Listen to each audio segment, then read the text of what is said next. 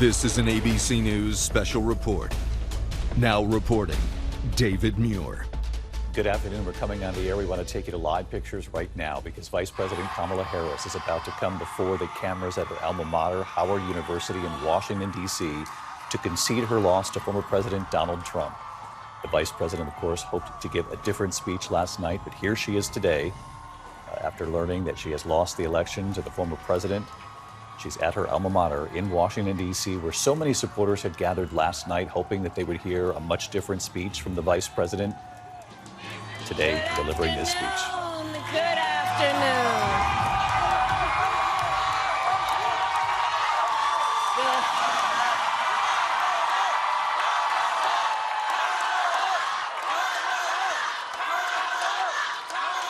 Good afternoon, everyone. Good afternoon. Good afternoon. Good afternoon.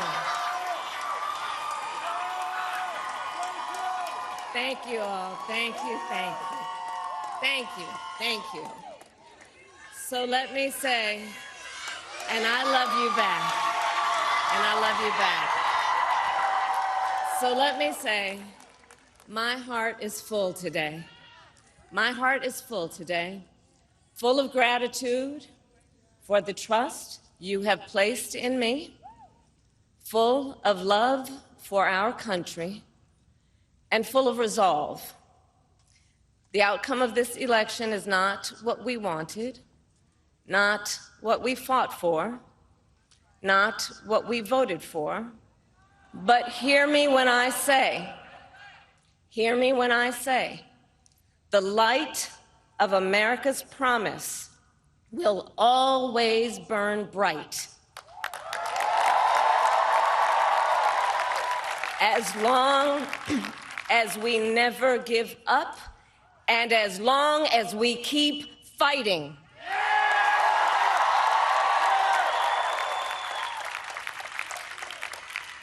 To my beloved Doug and our family, I love you so very much. To President Biden and Dr. Biden, thank you for your faith and support.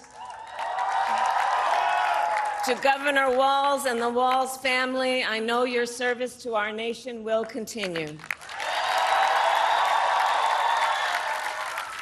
And to my extraordinary team, to the volunteers who gave so much of themselves, to the poll workers and the local election officials, I thank you all. Look, I am so proud of the race we ran and the way we ran it. Over the 107 days of this campaign, we have been intentional about building community and building coalitions, bringing people together from every walk of life and background, united by love of country with enthusiasm and joy in our fight for America's future. And we did it with the knowledge that we all have so much more in common than what separates us. Now, I know folks are feeling and experiencing a range of emotions right now. I get it. But we must accept the results of this election. Earlier today, I spoke with President-elect Trump and congratulated him on his victory. I also told him that we will help him and his team with their transition, and that we will engage in a peaceful transfer of power.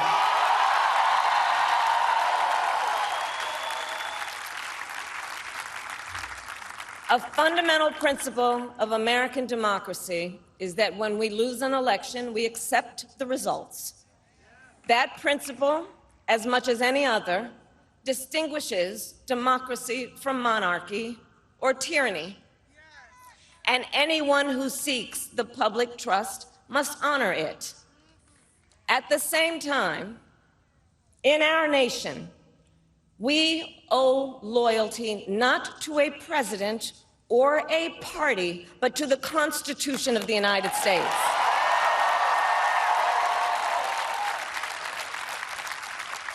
And loyalty to our conscience and to our God. My allegiance to all three is why I am here to say, while I concede this election, I do not concede the fight that fueled this campaign.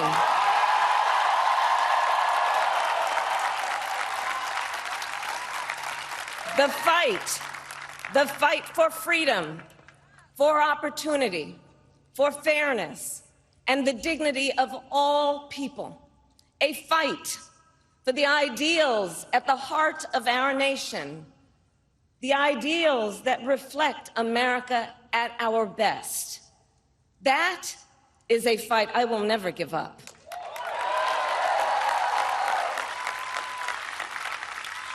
I will never give up the fight for a future where Americans can pursue their dreams, ambitions, and aspirations, where the women of America have the freedom to make decisions about their own body and not have their government telling them what to do. We will never give up the fight to protect our schools and our streets from gun violence. And America, we will never give up the fight for our democracy, for the rule of law, for equal justice, and for the sacred idea that every one of us, no matter who we are or where we start out, has certain fundamental rights and freedoms that must be respected and upheld.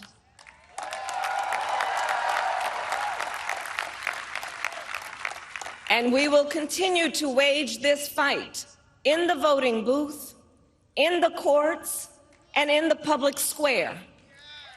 And we will also wage it in quieter ways, in how we live our lives, by treating one another with kindness and respect, by looking in the face of a stranger and seeing a neighbor, by always using our strength to lift people up, to fight for the dignity that all people deserve. The fight for our freedom will take hard work, but like I always say, we like hard work.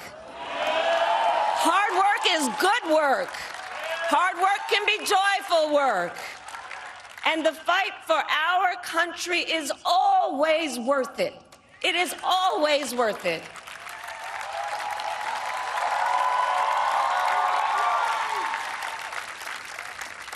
To the young people who are watching, it is... I love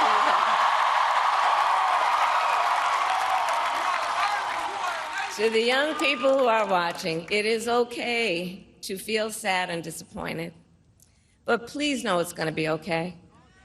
On the campaign, I would often say, when we fight, we win. But here's the thing. Sometimes the fight takes a while. That doesn't mean we won't win. That doesn't mean we won't win. The important thing is don't ever give up. Don't ever give up. Don't ever stop trying to make the world a better place. You have power. You have power. And don't you ever listen when anyone tells you something is impossible because it has never been done before.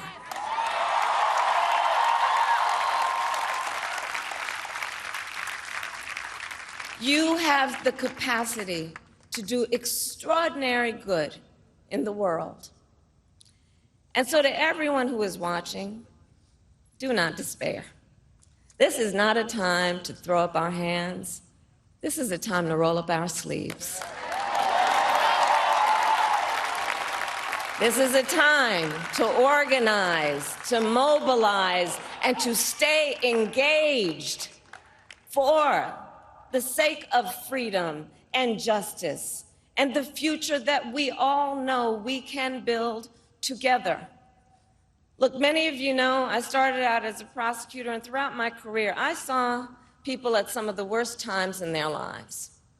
People who had suffered great harm and great pain, and yet found within themselves the strength and the courage and the resolve to take the stand, to take a stand, to fight for justice, to fight for themselves, to fight for others.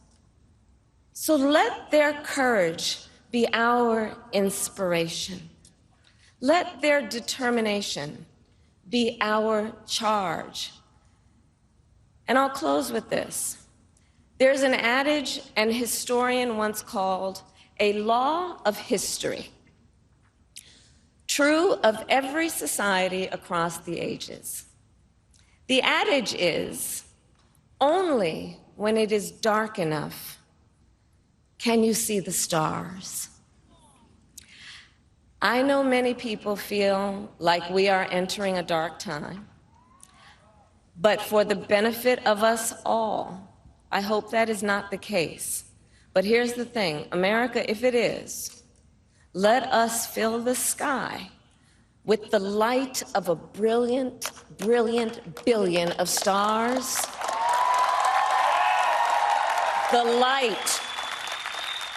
light of optimism, of faith, of truth, and service.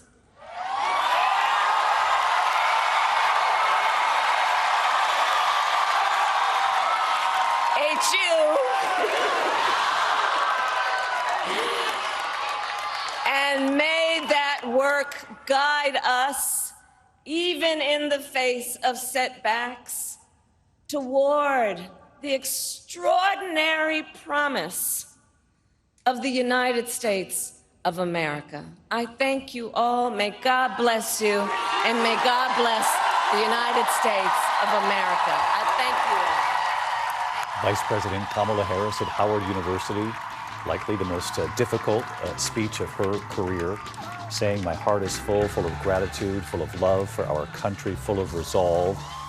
She said the outcome of the election is not what we fought for, but she said the light of America's promise will always burn bright as long as we never give up fighting.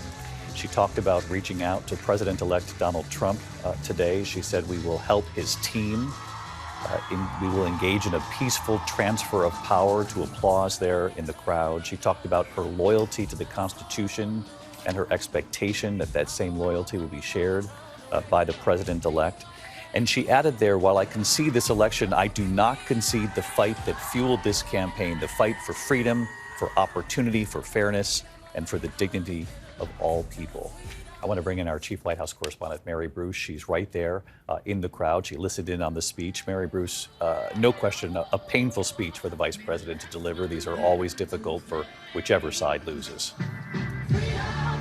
Painful, David, bittersweet, but this was a chance for Kamala Harris to come out here and assure her supporters that the fight goes on. As you noted, she said that while she is conceding today, she does not concede the fight that fueled this campaign, the fight for freedom and for fairness. And she wanted to assure all of her supporters, and there are a lot of them here who are shocked, despaired, angry, many in tears. She wanted to assure them it's okay to be sad and disappointed, but saying to them, do not despair, saying don't throw up your hands, roll up your sleeves. And David, I think it is important to note that Kamala Harris here is doing something that Donald Trump still has not done. That is to concede and admit that she lost, and also to say that she will go ahead and go forward and participate in the peaceful transition of power. And that was a line here that got a lot of applause, I can say, David, even in the midst of what is a lot of shock for so many here today. Mary Bruce right there at Howard University. Mary, thank you. Our chief Washington correspondent, Jonathan Karl. This campaign for Kamala Harris was just 107 days. So many things about this campaign, really on both sides, extraordinary. The assassination attempts on Donald Trump, this extraordinary political comeback, unlike anything we've ever seen. And on the vice president's side, to have a president at the top of the ticket perform in that debate like he did in June, decide that he was not going to seek re-election, and then suddenly support the vice president and say in 107 days, let's see what you can do here. It's been a campaign for the history books, David. I have to say, I've seen so many speeches by presidential candidates winning, losing presidential candidates, candidates that never make it anywhere near this far. I think some of the best speeches that I have ever seen delivered have been concession speeches.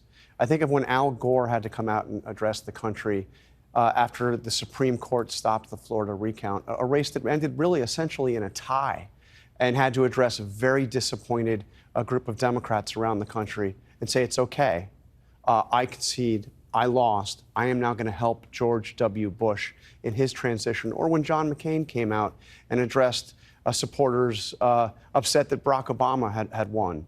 And he shushed the crowd when they started to boo his name and said, no, now we're going to support him. So I thought the most important line here, I mean, Mary hit the, we're going to continue to fight. That's very important to her supporters. But when she said, we must accept the results of this election, we will help his team in the transition.